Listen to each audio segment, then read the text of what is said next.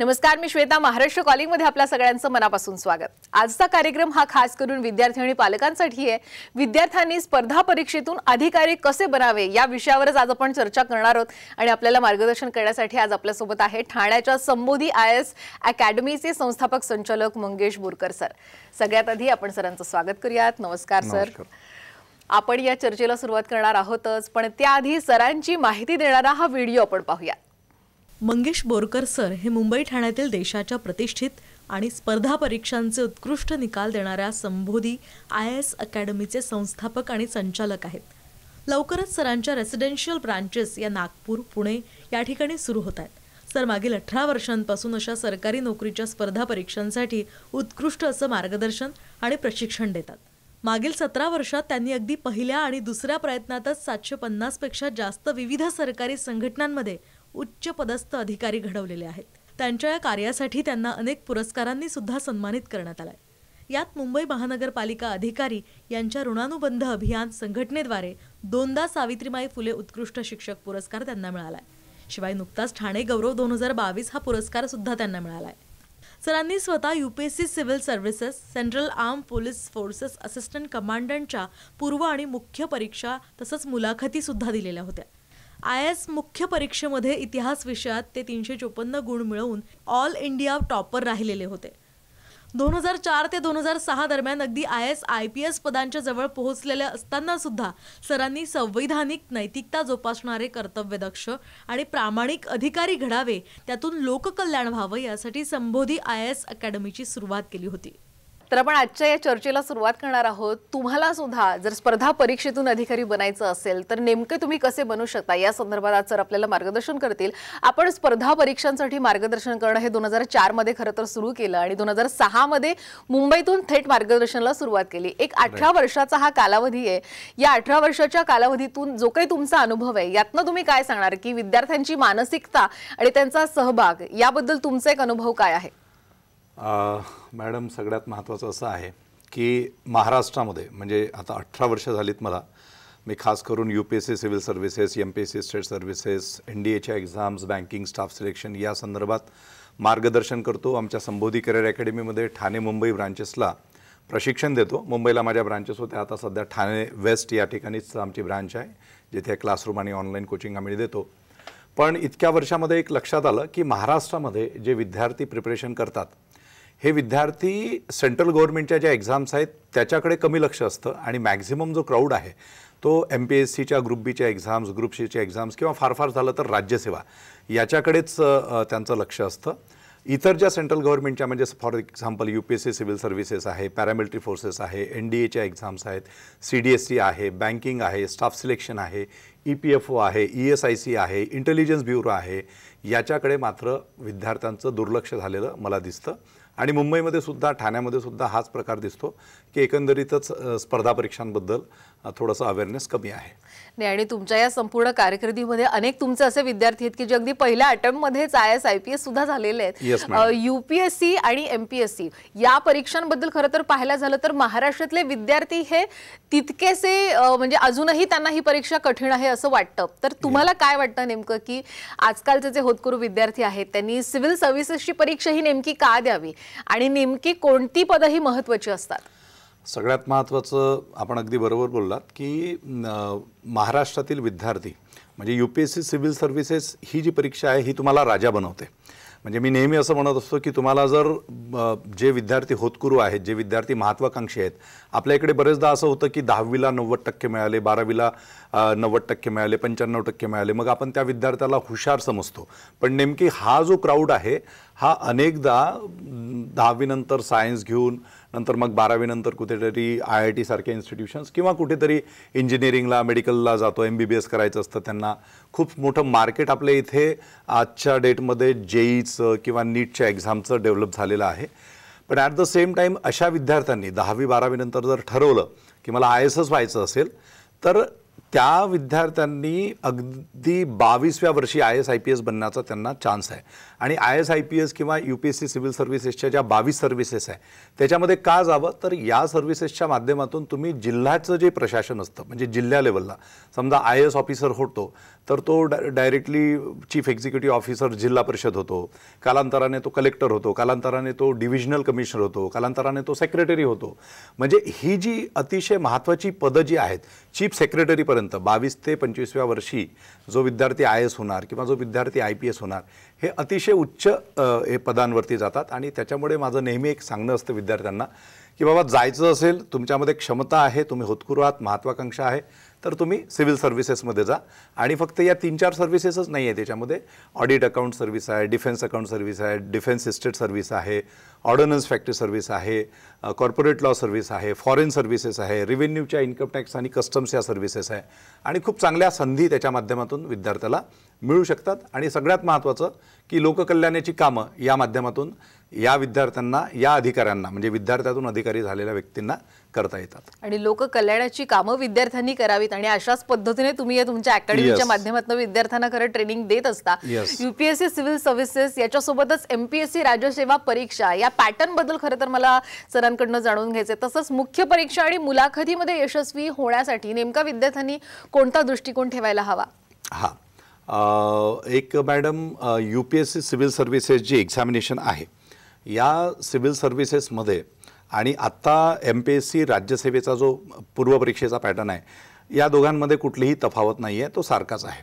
म्हणजे सिव्हिल सर्व्हिसेसमध्ये आणि MPSC state सर्व्हिसेसमध्ये पूर्वपरीक्षेला 2 papers असतात आत्ताच्या घडीला. आणि 2025 पासून MPSC राज्यसेवेचा जो संपूर्ण पॅटर्न आहे तो पूर्वपरीक्षेला तर ऑलरेडी चेंज आहेच, परंतु मुख्य परीक्षेला तो पूर्णतः UPSCच्या लेवलला जाणार आहे.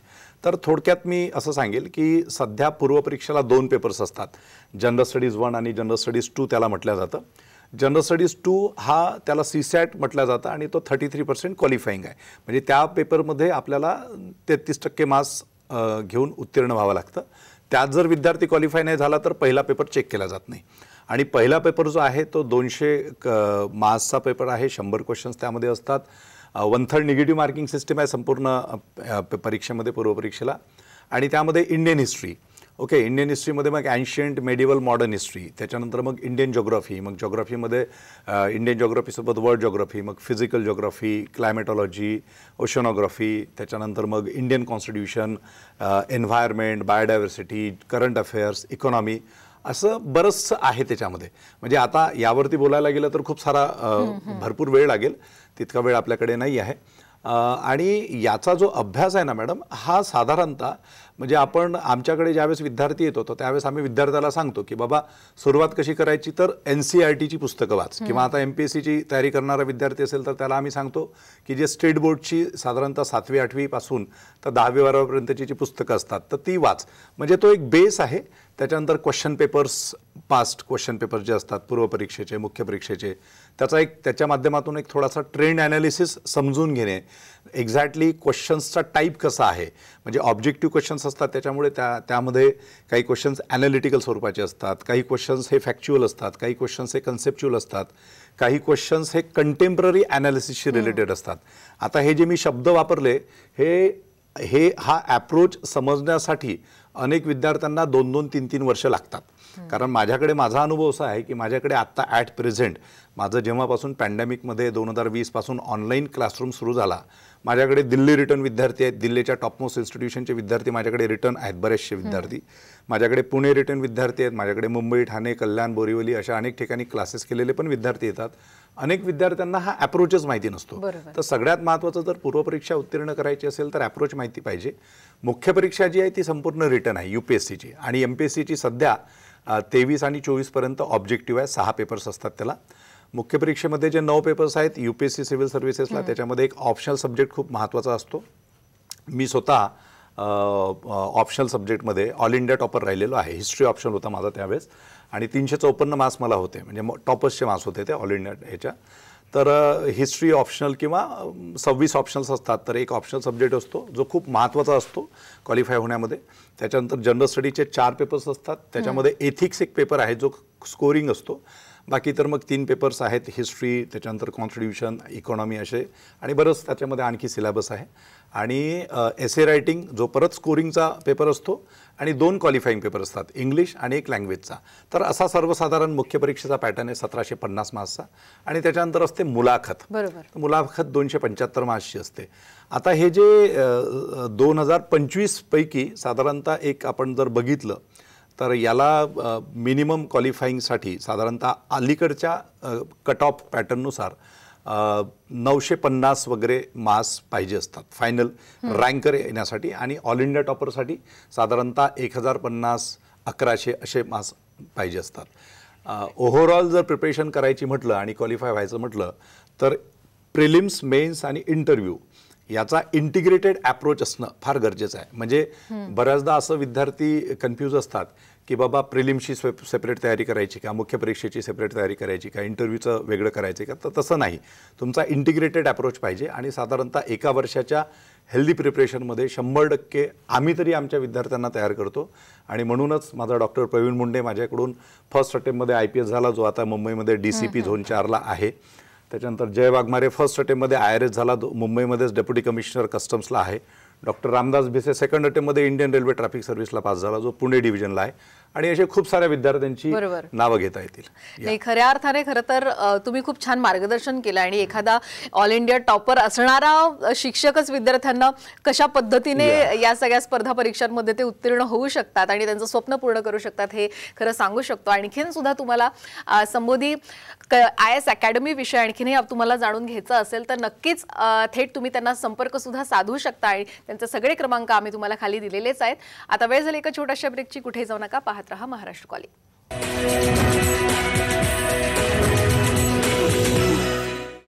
ब्रेक नंतर महाराष्ट्र कॉलिंगमध्ये पुन्हा एकदा आपल्या सगळ्यांचं मनापासून स्वागत. आजचा खास कार्यक्रम हा विद्यार्थी आणि पालकांसाठी आहे. तुम्ही स्पर्धा परीक्षेतून कशा पद्धतीने अधिकारी बनू शकता याविषयी आज आपण जाणून घेतोय. आणि आपल्याला मार्गदर्शन करतायत ठाण्याच्या संबोधी IAS अकॅडमीचे संस्थापक संचालक मंगेश बोरकरजी.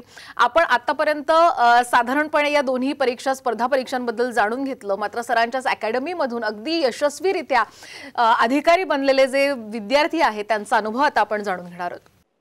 हॅलो, नमस्कार. मी डॉक्टर रामदास भिसे. मी पुणे डिव्हिजन सेंट्रल रेल्वेमध्ये डिव्हिजनल कमर्शियल मॅनेजर म्हणून सध्या काम करतोय. मी IRTS 2015 बॅच आहे. 2015च्या सिव्हिल सर्व्हिसेस एक्झाम मधून मी IRTS झालो. त्याच्या अगोदर जेव्हा मी MBBS KM हॉस्पिटल मधून करत होतो तेव्हा मी संबोधी करिअर अकॅडमीशी निगडीत होतो. तेव्हापासून सरांच्या टच मध्ये आहे किंवा मी माझं सिलेक्शन सरांच्या मेंटरशिप थ्रू झालं. मी डॉक्टर विकास मनोहर खंडारे, 2016 मध्ये मुख्याधिकारी या पदावर सिलेक्शन. सध्या अमरावती येथे सहाय्यक आयुक्त या पदावर कार्यरत आहे. सध्या स्पर्धा परीक्षेच्या या युगामध्ये जिथे अनेक क्लास, अनेक ॲप्स आहेत, पण यश मात्र आपल्या सगळ्यांना मृगजळासारखं वाटतं. 2015 मध्ये मी मंगेश बोरकर सर यांना भेटलो. त्यांची संबोधी अकॅडमी ठाणे जॉईन केली आणि त्यानंतर लगेच एकाच वर्षात 2016 मध्ये माझं सिलेक्शन झालं. त्याबाबत मी नेहमीच सरांचे आभार व्यक्त करत असतो आणि आपल्या सगळ्यांनाही आव्हान करतो की या सध्याच्या अनेक क्लासेसच्या जगामध्ये जर आपल्याला एक विश्वसनीय जर क्लास किंवा मार्गदर्शन हवं असेल तर सरांचं संबोधी अकॅडमी आपण नक्की जॉईन करा. नमस्कार, मी डॉक्टर जालिंदर लहामटे, पशुधन विकास अधिकारी. सध्या मी पशुवैद्यकीय दवाखाना श्रेणी 1 देवगाव, तालुका अकोले, जिल्हा अहमदनगर येथे कार्यरत आहे. मी मंगेश बोरकर सर व संबोधी IAS अकॅडमी यांचे मनापासून आभार मानू इच्छितो. मी MPSCमधून LDO या पदावर पोहोचण्यासाठी सरांनी उचित मार्गदर्शन केले. खास करून इंटरव्ह्यूची तयारी कशी करावी यासाठी सरांनी खूप मोलाचे मार्गदर्शन केले. आपण सुद्धा मंगेश बोरकर सर व संबोधी IAS अकॅडमी यांचे मार्गदर्शन घेऊ शकता. आपल्या सिविल सर्विस प्रिपरेशनमध्ये याचा निश्चित फायदा. हेलो फ्रेंड्स, मैं संजय कुमार निगम, मूलतः हाथरस उत्तर प्रदेश से हूँ. मैंने सन 2019 में संबोधी IAS अकेडमी थाने मुंबई में श्री मंगेश बोरकर सर के गाइडेंस में ज्वाइन की थी. मेरा सिलेक्शन सन 2022 में स्टाफ सिलेक्शन कमीशन की तरफ से जूनियर टेक्निकल असिस्टेंट के पद पर हुआ है और मैं वर्तमान में geological survey of India Jaipur में कार्यरत हूँ. आप अपने उज्जवल भविष्य के लिए निश्चित तौर पर संबोधी IAS अकेडमी ज्वाइन करें. धन्यवाद. तर हे होतेच संबोधी IAS अकॅडमीचे विद्यार्थी. खूप छान पद्धतीने त्यांनी त्यांचा अनुभव सांगितला. आता मला पुन्हा प्रश्नांकडे वळायचं आहे. MPSC द्वारे PSI, STI आणि ASO मंत्रालय क्लर्क टायपिस्ट अशा परीक्षा सुद्धा खरं तर घेतल्या जातात. तर यामध्ये इतर उच्च परीक्षांमध्ये आणि यात काय मूलभूत फरक आहे? बेसिकली कसं असतं की ॲडमिनिस्ट्रेशनमध्ये संपूर्ण म्हणजे केंद्र सरकार असो किंवा राज्य सरकार असो, group A, group B, group C आणि ग्रुप D असं एक पॅटर्न आहे. तर या ज्या एक्झाम्स असतात त्या ग्रुप B आणि ग्रुप C लेवलच्या असतात. म्हणजे सर्वसाधारणपणे एखाद्या विद्यार्थ्याला ग्रुप C वरून ग्रुप B वरती जायचं असेल प्रमोशन थ्रू, तर त्याला 12, 13, 14 वर्ष लागू शकतात. एखाद्या विद्यार्थ्याला समजा तो पोलीस सब इन्स्पेक्टर झाला for example, group B non गॅझेटेडची पोस्ट आहे किंवा STI, ASO या ग्रुप B नॉन गॅझेटेडच्या पोस्ट आहे. यांना जर गॅझेटेड ऑफिसर बनायचं असेल तर मॅडम यांचं संपूर्ण आयुष्य चाललं जातं त्यामध्ये. म्हणजे PSI टू DYSP ही राज्यसेवेतून पोस्ट आहे. ओके, तर इथपर्यंत जर जायचं असेल तर त्याला 28-30 वर्ष लागतात. आता हा जर भाग जर विद्यार्थ्यांनी समजून घेतला तर होतकरू आणि महत्त्वाकांक्षी विद्यार्थी हे थेट ग्रुप A ऑफिसर्स बनतील किंवा UPSCच्या माध्यमातून ते IAS किंवा IPS बनतील. तर हा एक मोठा डिफरन्स आहे. म्हणजे अधिकाऱ्यांच्या बाबतीत पण डिफरन्स आहे, जबाबदाऱ्यांच्या बाबतीत आणि पेमेंट्सच्या बाबतीत सुद्धा एक महत्त्वाचा डिफरन्स आहे. सर, याशिवाय सुद्धा आणखीनही इतर परीक्षा असतात. बँक स्टाफ सिलेक्शन, EPFO या इतर परीक्षांच्या तुलनेमध्ये विद्यार्थी खरं तर कोणत्या वर्गामध्ये खरं तर विद्यार्थ्यांनी खरं गेलं पाहिजे आणि कशा पद्धतीने तयारी केली पाहिजे? सेंट्रल गव्हर्नमेंटच्या एक्झाम्स आहेत खूप साऱ्या, जे तुम्ही आता नमूद केलेलं आहे. Bank staff selections, EPFO, intelligence bureau, central police organisations, central arm police forces, खूप साऱ्या एक्झाम्स असतात. सर्वसाधारणपणे मॅडम एखादा विद्यार्थी जो 10वीमध्ये आहे किंवा 12वीमध्ये आहे तर या विद्यार्थ्यांनी किंवा ग्रॅज्युएशनला आहे first year, second year, third इयरला, सर्वसाधारण स्टाफ सिलेक्शन कमिशन एक कमिशन आहे ज्याच्या माध्यमातून 10वीच्या बेसिसवरती मल्टीटास्किंगची एक एक्झाम असते, 12वीच्या बेसिसवरती CHSLची एक्झाम असते आणि यांचे पेमेंटसुद्धा चांगले असतात. म्हणजे 30,000, 40,000 असे पेमेंट्स असतात. आपल्या इथे बऱ्याचशा ग्रॅज्युएशन, पोस्ट ग्रॅज्युएशन झालेल्या विद्यार्थ्यांना सुद्धा प्रायव्हेटमध्ये तितके चांगले पेमेंट्स नसतात. पण या एक्झाम जर त्यांनी उत्तीर्ण केल्या तर त्यांना चांगली अपॉर्च्युनिटी आहे.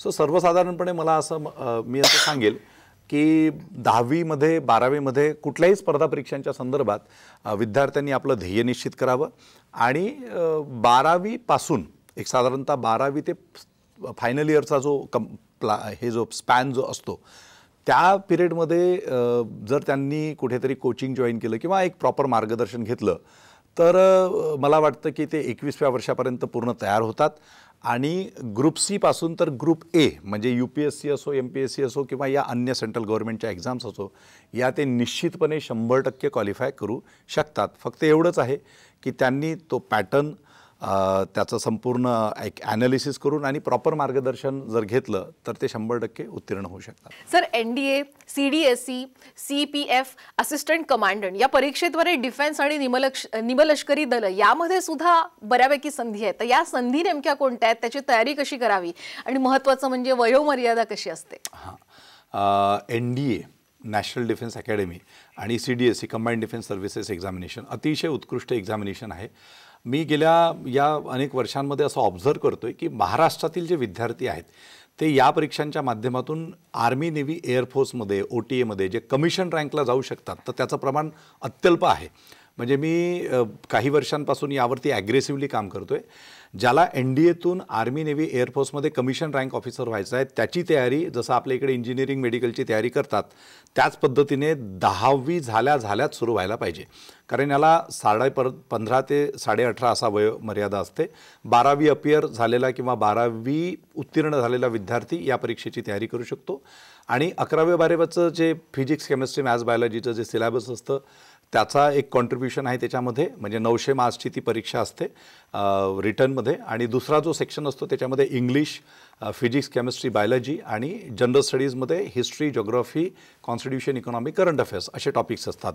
तर जर विद्यार्थ्यांनी आत्तापासून म्हणजे 9वी 10वीला डिसिजन घेऊन आमच्यासारख्या लोकांचं मार्गदर्शन घेतलं तर 100% ते 12वी झाल्या 18व्या वर्षी, 19व्या वर्षी डिफेन्स फोर्सेसमध्ये कमिशन रँक ऑफिसर म्हणून जाऊ शकतात. तिथे जर त्यांचा चान्स हुकला तर मग CDSE ग्रॅज्युएशनच्या बेसिसवरती आहे. त्याचा पण जवळपास पॅटर्न हाच असतो आणि जे central arm police forces assistant कमांडंटची जी एक्झाम आहे, ज्याच्यासाठी मी स्वतः ती उत्तीर्ण केलेली होती 2004-05च्या बॅचमध्ये. सो त्या एक्झामिनेशनच्या दरवर्षी ॲडव्हर्टिजमेंट्स निघतात. त्याला जनरल स्टडीज हा एक ऑप्शन असतो. म्हणजे जनरल स्टडीजमध्ये हिस्ट्री, जॉग्राफी, परत त्याचा अभ्यास, रिजनिंग, मॅथ्स, इंग्लिश त्याचा अभ्यास, फिजिकल, मेडिकल या सगळ्या गोष्टी असतात. तर त्याची प्रिपरेशन फर्स्ट इयर, सेकंड इयरपासून विद्यार्थी करू शकतात आणि सर्वोच्च पदावरती म्हणजे पॅरामिलिटरीमध्ये आणि आर्मी, नेव्ही, एअरफोर्समध्ये ते जाऊ शकतात. नाही, आणि आता महत्त्वाचा शेवटचा प्रश्न तो म्हणजे की तुमच्या अकॅडमीमध्ये कशा पद्धतीने प्रशिक्षण दिलं जातं? आमच्या इथे मॅडम आता पॅन्डेमिक नंतर ऑनलाईन आणि ऑफलाईन हायब्रिड मोडमध्ये आहे. माझ्याकडे अगदी दिल्लीपासून तर कन्याकुमारीपर्यंतच्या विद्यार्थ्यांनी माझं मार्गदर्शन या 3-4 वर्षामध्ये घेतलेलं आहे. हजारो विद्यार्थ्यांनी घेतलेला आहे. त्याच्यामुळे आमच्याकडे तो हायब्रिड मोड आहे. महाराष्ट्रातला, भारतातला कुठलाही विद्यार्थी कुठल्याही ठिकाणावरून मार्गदर्शन घेऊ शकतो. आमचे जवळपास 500 अधिकाऱ्यांचा आमचा जो ग्रुप आहे तो आम्ही विद्यार्थ्यांना सतत मार्गदर्शन करतो. माझ्या यूट्यूब चॅनललासुद्धा अनेक अधिकाऱ्यांचे व्हिडिओज आहेत. तर माझ्या इकडे साधारणतः आता जूनमध्ये, दरवर्षी जूनमध्ये माझ्या नवीन बॅचेस सुरू होतात. वीकेंड बॅचेस असतात, रेग्युलर बॅचेस असतात, संडे बॅचेस असतात.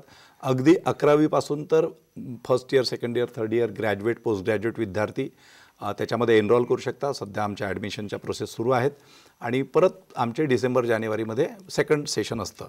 तर या पद्धतीने आमचे जे कोर्सेस आहेत ते असतात. आणि एकंदरीत स्पर्धा परीक्षांमध्ये UPSC, MPSC, bank, staff selection, NDA, paramilitary forces या सर्वांसाठी आम्ही कोर्सेस कंडक्ट करतो. फक्त एवढंच महत्त्वाचं आहे की नुसता क्लासेस लावून जमणार नाही. ओके, म्हणजे आता मी त्या लेव्हलला जाऊन परत आलेलो आहे. तसंच माझ्याकडे जे फॅकल्टीज असतात, आमचे अनेक अधिकारी असतात. माझ्याकडे रॉड्रिक सर आहे जे 2009चे पासआउट आहेत इंडियन डिफेन्स सर्व्हिसमध्ये. ते शिकवतात, अनेक अधिकारी शिकवतात, ज्यांनी इंटरव्ह्यूज मिस दिलेले आहेत, आणि असे अनेक लोक शिकवतात. तर सगळ्यात महत्त्वाचं आहे की आपले मार्गदर्शक हे त्या ताकदीचे असले पाहिजे आणि विद्यार्थ्यांनी सुद्धा स्वतःचं पोटेन्शियल जे आहे त्या पोटेन्शियलला आजमावणं, त्याला डेव्हलप करणं हे गरजेचं आहे. नुसता स्पर्धा परीक्षांच्या नावाखाली वेळ काढून जमणार नाही. कारण असे कितीतरी मिसगायडेड मिसाईल्स 2-3 वर्ष खर्च करून आमच्याकडे येत असतात. आणि दिल्ली, पुणे, आम्ही आधीच सांगितलं की अनेक रिटर्न विद्यार्थी माझ्याकडे येतात. तर त्यांना अनेकदा 1-2 वर्ष तयारी करून सुद्धा अनेक गोष्टी माहिती नसतात. नाही, खऱ्या अर्थाने जून महिना चालू आहे, त्यामुळे विद्यार्थ्यांनी खरं तर तुमचं ही स्पर्धा परीक्षेमध्ये अधिकारी बनण्याचं जे स्वप्न आहे ते समृद्धी IAS अकॅडमी सोबत तुम्ही हे पूर्ण करू शकता. आजच तुम्ही थेट त्यांना संपर्क सुद्धा साधू शकता. खरंच सर, खूप छान वाटलं तुम्ही इथे आलात, खूप छान मार्गदर्शन केलं, त्याबद्दल मनापासून धन्यवाद. Thank you very much. यानंतर महाराष्ट्र कॉलिंगमध्ये वेळ झाली, इथेच थांबण्याची. तुम्ही कुठेही जाऊ नका, पाहत रहा साम TV.